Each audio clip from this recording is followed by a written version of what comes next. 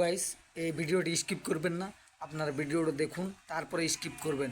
আমি প্রথম ওনাকে জানাই যে ভিডিওটা মানে এইটা ধর্মশালাটা চালু করেছি, তাকে স্যালুট জানাচ্ছি আমি আমার তরফ থেকে। তো আপনাদেরকে বলবো, এই ভিডিওটা দেখলেই আপনি বুঝতে পারবেন, আপনিও স্যালুট জানাবেন। তার কারণ হচ্ছে ভিডিওটা যেন ভাবে দেবো। এই 1 টাকায় পাঠশালায় আমাদের কাছে এমন স্যার যারা জুটেছেন, কেউ অধ্যাপক আছেন, কেউ পিএইচডি করা আছে, কেউ ডক্টরেট করা আছেন।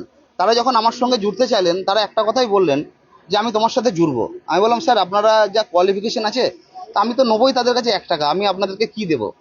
তো তারা শুধু আমাদেরকে একটা কথাই বললো যে আমার শিক্ষাটাকে বাচ্চাদের মধ্যে আমি বিস্তার করবো। তোমার যদি মনে হয় যে তুমি আমাদেরকে কিছু দেবে, তাহলে তুমি তাদের কাছ থেকে 1 টাকা নিচ্ছ, আমাদেরকে 1 টাকাই দেবে। তো তাদের স্যার ম্যাডামদের কথাটা শোনার পর আমি এটাই করার আরো আগ্রহ পেলাম যে মানুষ যখন আমাদের সঙ্গে আছে, আমরা শিক্ষাটাকে, চেতনাটাকে মানুষের মধ্যে জাগাতে না পারলে আজকে মানুষ ক্রিমিনাল তৈরি হয়ে যাবে। আজকে মানুষ যেখানে যেসব জায়গায় শিক্ষিত হতে পারছে না, সেসব জায়গায় একদম মানে যত 2 নম্বরই কাজ, ক্রিমিনাল হয়ে যাচ্ছে মানুষরা। এই কারণে আমরা চাইছি মানুষের মধ্যে শিক্ষা পৌঁছে যাক, চেতনা পৌঁছে যাক, মানুষের মধ্যে মনুষ্যত্ব ফিরে আসুক, যাতে করে তারা মানুষের পাশে দাঁড়াতে পারে। আমাদের এখানে এখনো পর্যন্ত 27 জন মাস্টারমশাই ম্যাডাম যুক্ত হয়েছেন, এবং আজকেও কিছু নাম আমাদের কাছে এসেছে। এখনো পর্যন্ত নাম আমরা তুলতে পারিনি, সেই নামগুলো আমরা তুলবো। এই মুহূর্তে আমাদের কাছে যে পজিশন, আমাদের কাছে ছাত্রর থেকে স্যার বেশি হয়ে গেছে। ছাত্র সংখ্যা এখন পর্যন্ত 45 জন আছে। সবার কিছু নাম এখনো বাকি আছে, এবং সবাই এখানে আজকে এসে পৌঁছাতে পারেনি। 1 টাকার পাঠশালাটা, এটা নামটা বলতে, এটা আমি, আমার ছেলে এবং আমার বউ, মানে এই পড়াশোনা নিয়ে চিন্তা ভাবনা করতাম যে আজকের দিনে অনেক টাকা টিউশন ফি। তখন ওই একটাই কথা যে 1 টাকাই নেই, ফ্রিতে বলে মানুষের মনে একটা ঢুকে যায় যে ফ্রিতে পড়াশোনা। এই ফ্রি কথাটা যাতে না আসে, সেই কারণেই 1 টাকা নেওয়া।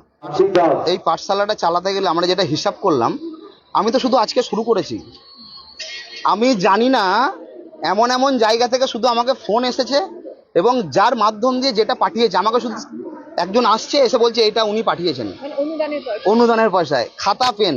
আমি এটা ভাবিনি, আমি কেন ভাবিনি, অনুদানটা তো আমি পাচ্ছি, সেটা পরের কথা, কে দিল না দিল পরের কথা। আমি যেটা করছি, আমি নিজে একজন সরকারি চাকরিজীবী।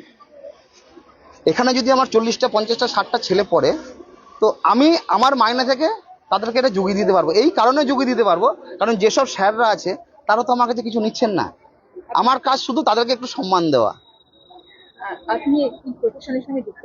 আমি একজন গভর্নমেন্ট স্টাফ, ওয়েস্ট বেঙ্গলের ডিবিসি ডিপার্টমেন্টে চাকরি করি। তো সেইভাবেই চলছে, মানুষের পাশে দাঁড়াই, এবং যতটা পারি, শুধু আমি বলে নয়, এখানে আমার পাশে যাদেরকে দেখতে পাচ্ছেন, এরা প্রত্যেকটা মানুষ।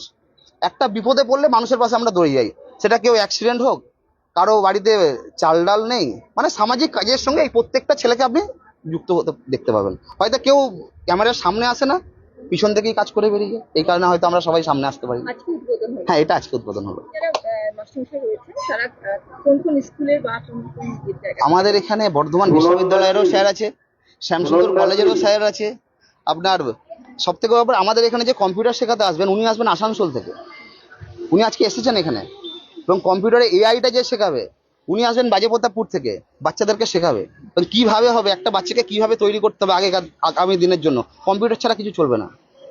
এবং যেসব স্যাররা এখানে আছে, মানে ছাত্রকে, মানে কাদা মাটি থাকে যেমন, স্যাররা তৈরি করে নেবেন, এইটুকু আমরা একদম করে নেবেন। মানে আজকে এই স্বপ্নটা দেখেছিলাম আমি একা, এবং এটাকে বাস্তবিত করলাম আমরা সবাই মিলে। যে সবাই মিলে যে একত্রিত এসে এখানে সবাই মিলে স্বপ্নটা বাস্তবিত হলো, না বিরাট আনন্দ হচ্ছে আজকে। আজকে এই ভাইরা না থাকলে, দাদারা কাকারা না থাকলে, এত বড় একটা জায়গাকে তৈরি করতে পারতাম না। আমার নাম রাজু দাস, কাঞ্চননগর বাজার, বর্ধমান সদরের অন্তর্গত, মিউনিসিপ্যালিটির অন্তর্গত 24 নম্বর ওয়ার্ড।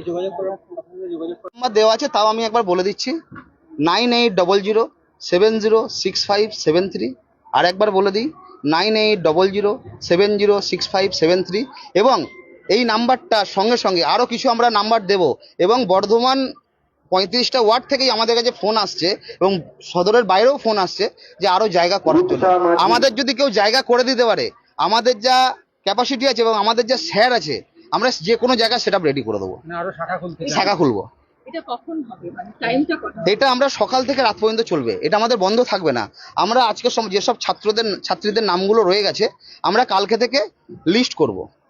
ক্লাস 1 থেকে 5 পর্যন্ত যারা আছে বা 4 পর্যন্ত যারা আছে ওদের একটা শিডিউল করে দিলাম, যে বাচ্চার 10টা থেকে স্কুল আছে সেই বাচ্চাকে আমরা সকাল থেকে পড়িয়ে 9টার মধ্যে ছেড়ে দেবো। পাট পাট করে এইভাবে বসে আমরা সবার সঙ্গে একটা আলোচনা করব, স্যারদের সাথে আলোচনা করব, দিয়ে শেষ করব।